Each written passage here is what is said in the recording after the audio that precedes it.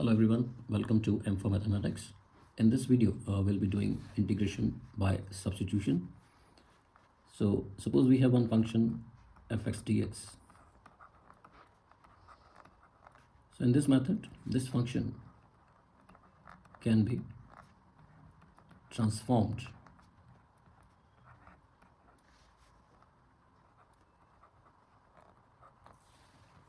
into another form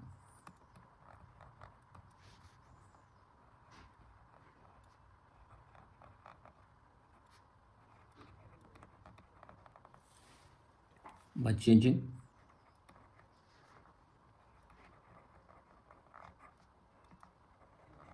the independent variable x. By changing independent variable x. So in place of x, we can choose any other variable. So we'll remove this x. I'll show you with an example. x2. So I'm saying that I'm changing x to t by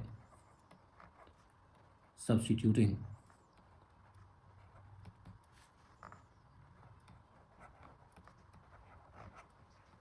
x is equals to some function of t. Say like x is equals to say gt. So I'm doing this substitution here. So look at the changes. What will occur to the integration? Say I is given as fx dx. So what I'm doing, I'm putting x is equals to gt. So when we are replacing x with another variable t, so this dx will also change. In place of dx, we should have dt. So how to get dt? For that, we should differentiate this substitution with respect to t. So dx by dt comes as g dash t. So in our main integral, we'll replace dx with g dash t dt. So now this main integral becomes, in place of x we have gt now, so it will become fgt, and in place of dx we have g dash t dt. So it is very important tool to do integration.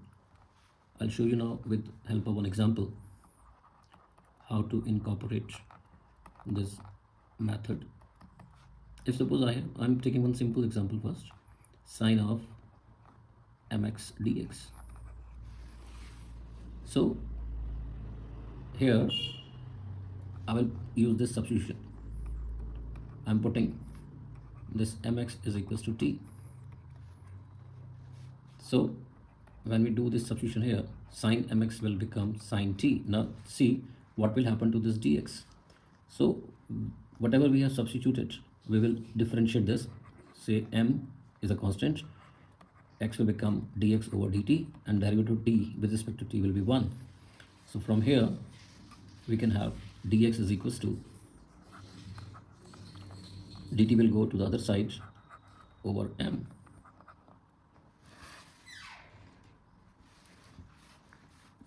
So in place of dx we should put dt over m. So 1 over m is a constant, so it will move out of the integration.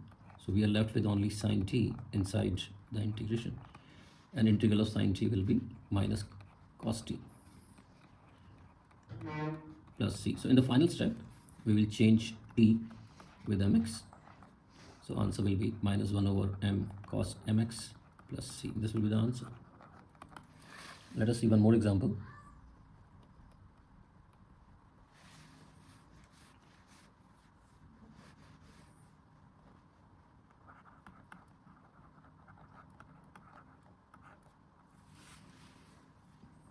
It says 2x times sine of x square plus 1 dx.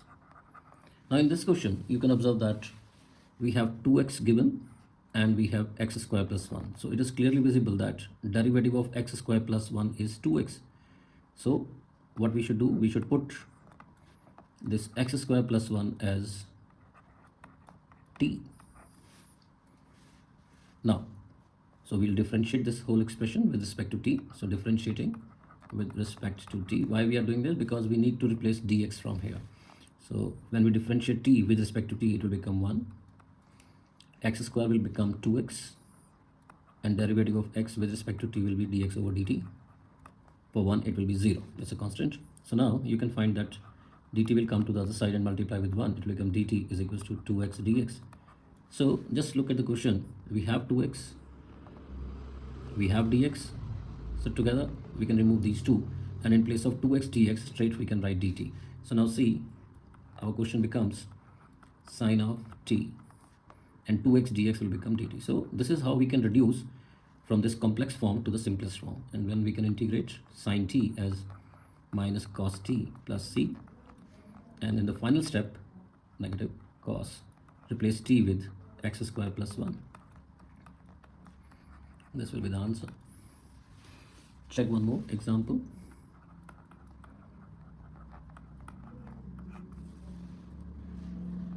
Integral of sine of x square plus 1.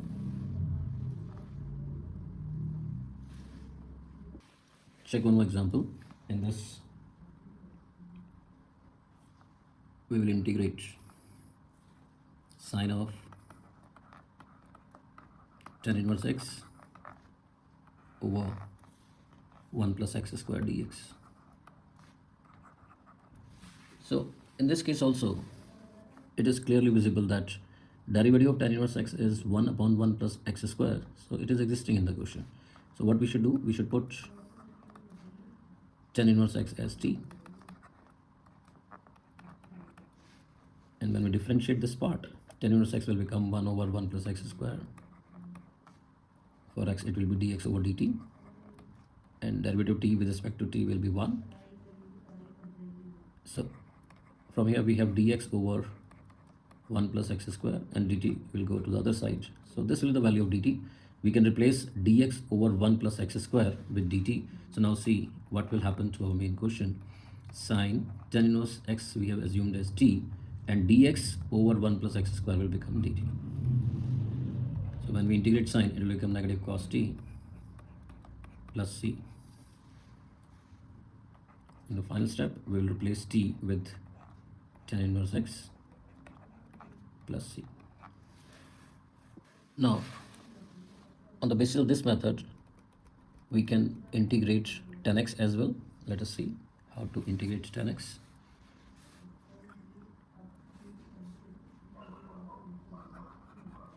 Integral of tan x dx. This we have to find. So we know that tan x can be written as sin x over cos x.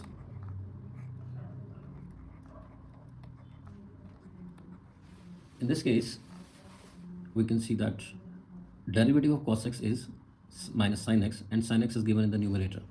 So what we will do, we will put cos x as t. So same method will apply. We'll differentiate this expression. Cos x is equals to t with respect to t. So cos x will become minus sin x. X will become dx by dt, and derivative of t with respect to t will become 1. So from here we can see that sin x dx becomes negative dt. So make these changes in the given question, so that this will become sin x dx will become negative dt over cos x is t. So now integral of 1 upon t is ln t. So this will become negative ln t plus, we should use modulus around, plus c. Now replace t with cos x. So we can have this as the integration of tan x, integral of tan x dx. So we can use this as a formula as well, minus ln modulus cos x plus c, or we can write this negative ln cos x as. So this negative sign will move in the exponent of cos. So this will become 1 upon cos, and which is sec x. So we can use any of the formula. So on the same basis, we can integrate cot x as well. So try how to find cot x dx.